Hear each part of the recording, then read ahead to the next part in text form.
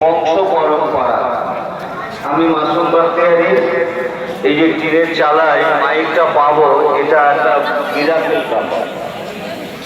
আমার মিনহাজ ভাই যখন এখানে বক্তব্য রাখছিলেন তখন ওই দুলাভাইকে বলছিলাম এত মানুষ পীর ভক্ত মানুষ বসে আছে, মিনহাজ ভাই একা বলছে, আমি পাশে গিয়ে বসলে তাহলে সব মানুষের দৃষ্টিটা এই দিকে থাকে। শুভ निगाहे वली में वो तासीर देखे बदलते हजारों की तकदीर दे।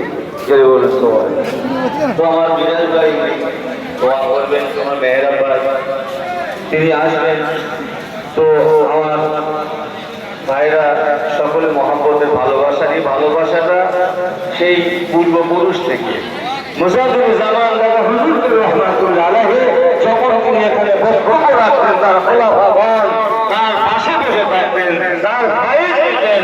তো আমরা সেইটা মনে করে আমার কর্তব্য আমি চাই তিনি তার পীরের দরবারে বসে থাকতেন, পীরের কাছে এই মুজাহিদুল জামান দাদা হুজুরকে বলার আওলাদ বালেরা সবাই এখানে থাকেন। তাই আমি